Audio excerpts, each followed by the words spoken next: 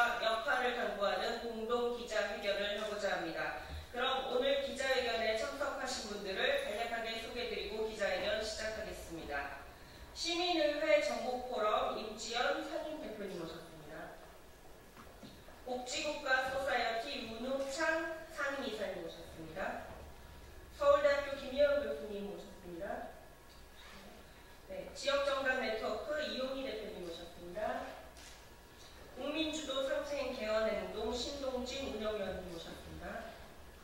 공적연금 수급유니온 이재석 대표님 오셨습니다. 시민의회 정보포럼 고창남 회원님, 네, 올라오시죠. 네, 오셨습니다. 네, 마을대학연합회 준비위원회 최원영 운영위원님 오셨습니다. 공익감시민권회의 소은학 상임대표님입니다. 이것으로 소개를 마치고 기자회견문 발표를 시작하도록 하겠습니다.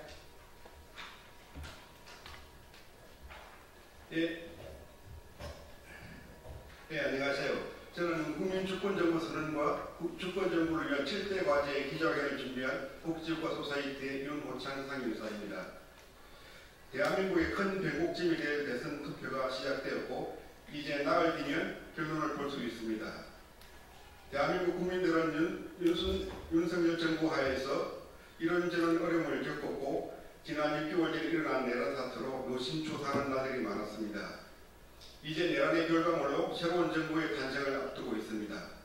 무엇보다 지난 6개월 동안 주권자인 국민들이 내란 사태를 극복하는 데 집단지성과 큰 용기를 보여주었습니다. 새로운 정부는 무엇보다 주권자인 국민을 주인으로 모시는 일이 중요해 보입니다. 새로운 정부는 국민주권 정부임을 선언하고 말뿐인 주권이 아니라 실질적인 주권, 법과 제도를 통한 주권을 국민들에게 부여하는 뜻에서 오늘 이 자리를 마련했습니다. 오늘 이 자리의 제안을 주권자인 국민들이 많이 알 수 있도록 기자님들이 보도해 주시기 바랍니다. 오늘 순수한 이 기자회견 자리를 마련한 의미와 취지에 대해서 김재원 조국혁신당 국회의원님이 얘기를 해주시고 추진경과 추진단체 소개를 임지연 대표님이 말씀해 주시면서 왜 이번 다음 정부가 국민주권 정부여야 하는지 그 얘기를 하도록 하겠습니다. 그리고 저희가 준비된 성명서를 낭독하고 기자님들의 질의응답을 받도록 하겠습니다. 그리고 필요한 보완 발언을 할 수 있도록 하겠습니다. 그러면 김재원 국회의원님의 이번 행사에 대한 취지와 의미를 좀 듣도록 하겠습니다. 그러면 임지연 대표님이 이번 함께하는 단체들 소개와 취지에 대해서 설명을 해드리겠습니다.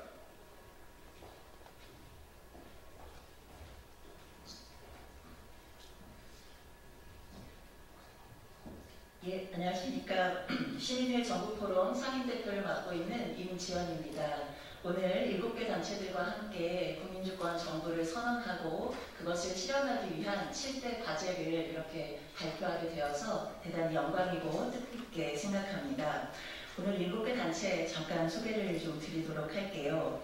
정치인이자 주권자인 국민이 주도하는 개헌 운동을 전개하는 국민주권 상생 개헌 행동, 그리고 복지 강화를 통해 민주주의를 튼튼히 하는 복지국가 소사이어티, 그리고 공적연금 수급자 유니온, 풀뿌리부터 혁신과 대안을 모색하는 마을대학 전국연합회, 민권과 시민사회를 강화하는 공익감시 민권회의와 선대시민협회, 그리고 마지막으로 저희 시민의회 전국포럼이 함께하고 있습니다. 본 과제를 제안한 시민의회 전국포럼은 2024년도 시민의회 조직을 위한 백인위원회를 전신으로 해서 시민의회 국제 심포지엄을 개최한 바 있고요. 2025년도 3월에 시민의회 전국포럼이라고 하는 명칭으로 정식 창립되었습니다. 창립대회와 함께 창립기념 심포지엄을 개최하였고요. 이후에 국회 토론회 등을 거쳐서 시민회가 왜 필요한가라고 하는 담론들을 전개하고 있습니다.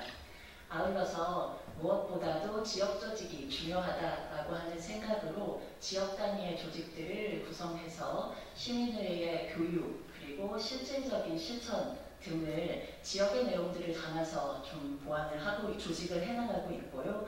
나아가서 시민회가 무엇보다도 법제화되고 제도화되어야 한다라고 하는 것을 목표로 그렇게 구체적인 실천 방안들을 모색하고 있습니다. 그리고 이 과정에서 무엇보다 중요한 것은 시민의회가 국제적으로 대단히 보편적인 방식으로 제안이 되고 있기는 하지만 우리 한국에 걸맞는 시민의회 모델이 필요하다라고 하는 생각으로 그 부분에 대해서도 집중적으로 연구를 진행하고 있습니다. 오늘 내란으로 촉발된 이번 선거가 더욱 민주주의를 강하게 만드는 계기가 되고 무늬만 국민주권이 아니라 실질적인 국민주권 정부 그리고 국민주권 국가를 만드는 계기가 되었으면 하는 바람으로 오늘 행사를 마련하였습니다. 앞으로 뜻을 같이 하는 여러 시민들 그리고 시민단체들과 함께 국민주권 정부 채택을 위한 캠페인을 벌일 예정이고요. 많은 참여를 바라하지 않습니다. 고맙습니다. 예, 다음으로 저희가 준비한 기자 입장문을 마을대학 전국연합회 최원영님과 국민주도 상생개헌운동의 신동진님이 좀 낭독을 해드리겠습니다.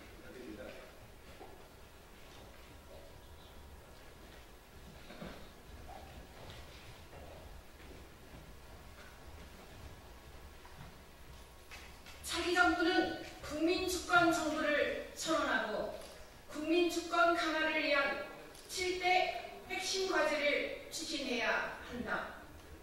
6월 3일이면 조기 대선이 치러지고 인수 과정 없이 바로 다음 정부가 시작됩니다.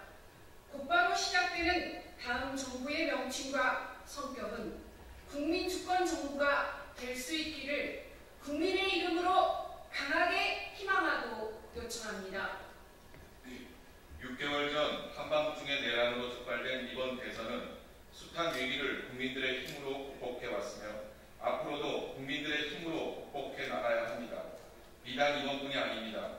고한말 나라가 백척간대의 위기에 섰을 때 동학 국민들은 숱한 희생을 감수하면서 고국 안민의 깃발을 올렸고 3.1혁명을 통해 민주공화정의 초석을 다졌습니다.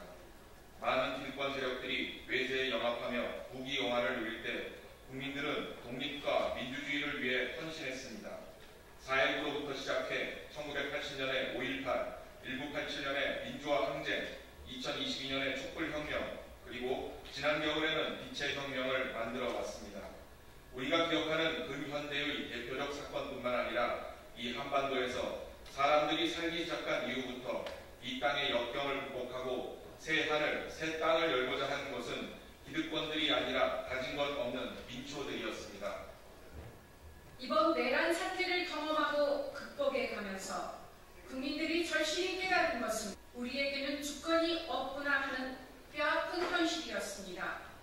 대통령의 한밤중 계엄령 선포와 군인들이 총을 들고 국회에 난입하는 위헌적 형태를 보고도 여당 국회의원들이 내란 주범에 대한 탄핵 소추를 부결시키는데도 헌법재판소는 아무런 설명도 없이 탄핵 결정을 지연시키는데도 검찰과 대법원이 어이없는 결정과 판결을 하는데도 우리 국민들이 할 수 있는 것들은 별로 없었습니다. 추운 겨울 거리로 뛰쳐나가 온몸으로 부당함을 호소하고 목놓아 외치는 것밖에는 할 수 있는 일이 없었습니다. 우리 헌법 1조는 대한민국은 민주공화국이다. 대한민국의 주권은 국민에게 있고 모든 권력은 국민으로부터 나온다라고 선언하고 있지만 그저 빛깔 좋은 말뿐임을 지난 6개월 동안 절실히 느꼈습니다.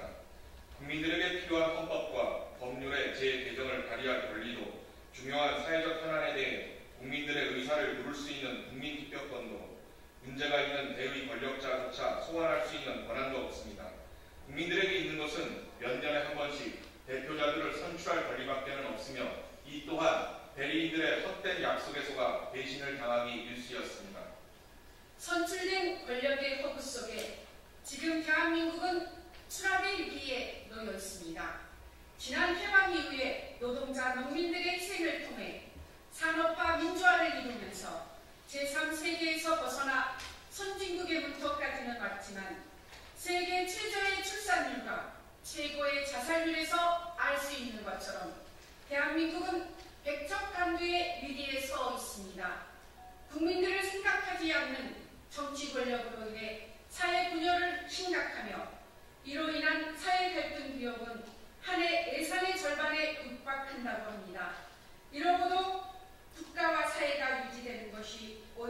신기할 따름입니다.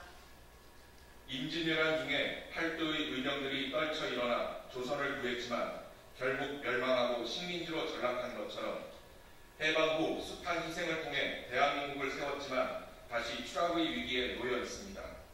조선 왕조가 일제히 식민지로 전락한 것은 주권 재민의 제대로 된 나라를 만들지 못했기 때문이며 오늘날이라고 다르지 않습니다. 오늘 우리의 위기는 한두 명의 영웅으로 해결될 문제가 아닙니다.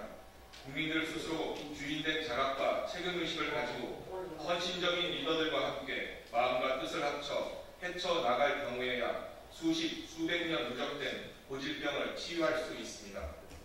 지난 6개월 전에 내란 사태를 이 땅에 얼굴 없는, 소리 없는 수많은 국민들의 힘으로 극복하면서 새로운 정부를 맞이하고 있습니다. 새로 맞이하는 정부는 국민에 의한, 국민을 위한 국민의 정부임을 선언하고 그 이름과 성격을 국민주권 정부로 분명히 해야 합니다.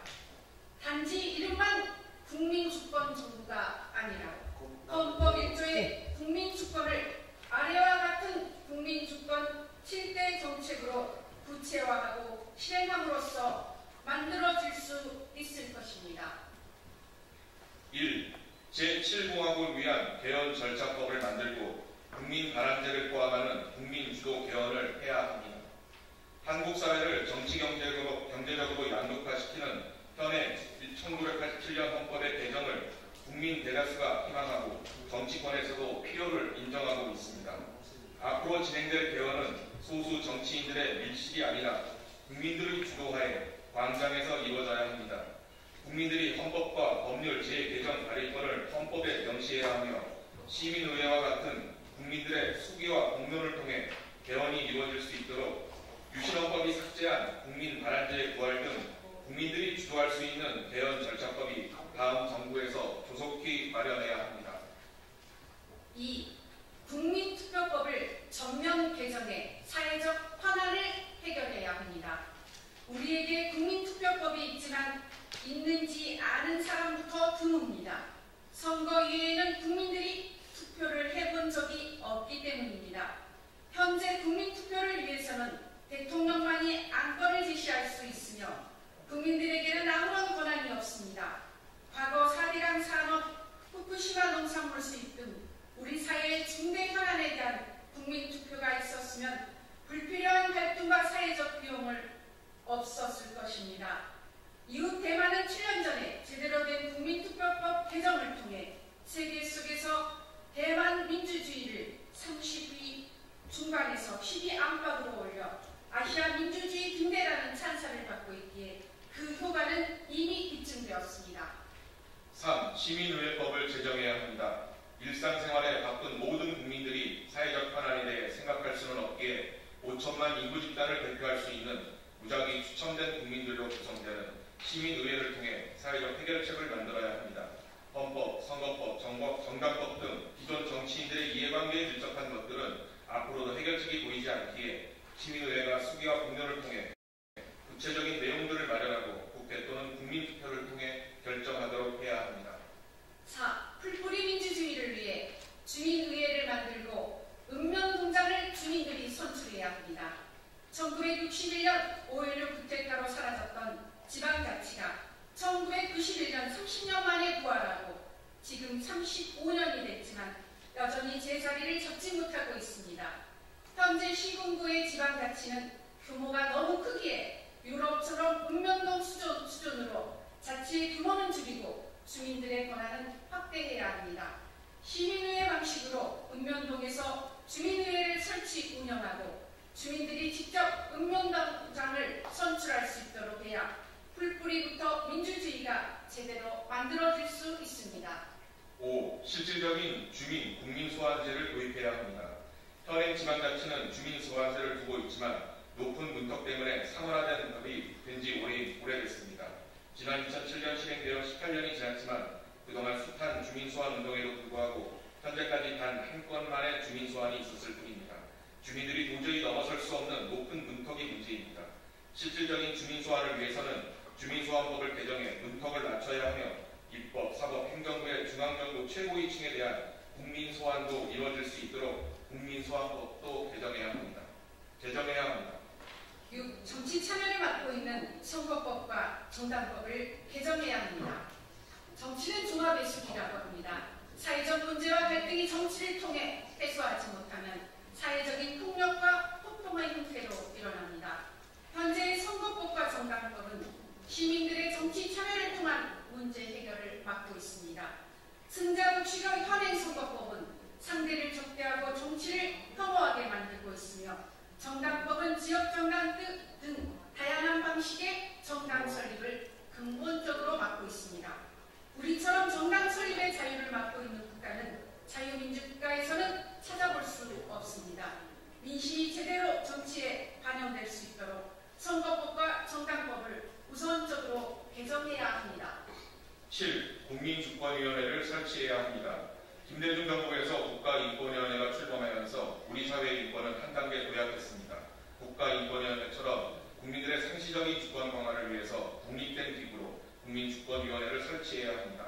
국민주권을 침해하는 사건과 인물에 대한 수사와 처벌을 요청하고 일상생활에서 국민들의 주권을 강화할 수 있는 다양한 정책과 제도를 발굴하며 시민들이 스스로 민주주의와 정치를 할 수 있도록 국가와 지방정부가 지원하도록 해야 합니다. 6월 3일 선거로 탄생할 정부는 국민주권정부임을 온 세계에 선언해 지구촌에서 K민주주의라는 새로운 이정표를 제시할 수 있기를 바랍니다. 국민주권 7대 정책을 과감히 실행함으로써 제7공화국을 여는 초석이 될 수 있기를 국민의 이름으로 희망하고 요구합니다. 2025년 5월 30일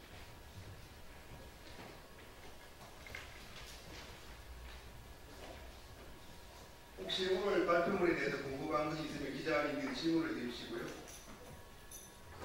예. 혹시 참여할 대표님들 중에 보조 발언 하실 분들이 계시면 얘기해 주시기 바랍니다.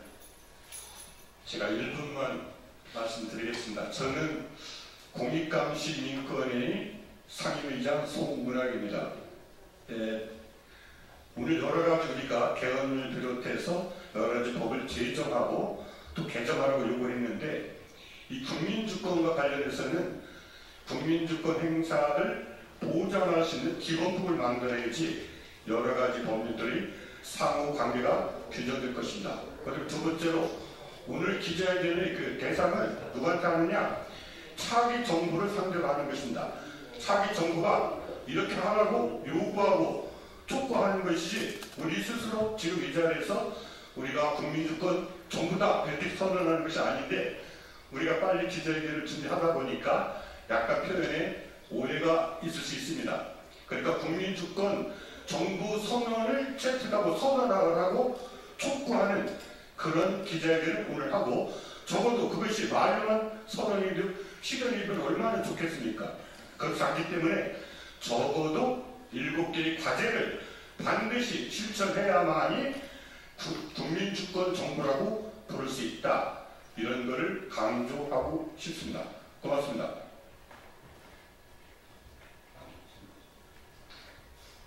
네, 이것으로 국민주권정부 선언 기자회견을 마치도록 하겠습니다. 백브리핑은 바깥의 우측편에 자리에서 기자님들 궁금하신 거 여쭤보시면 되겠습니다. 자, 오늘 기자회견에 참석해 주신 여러분들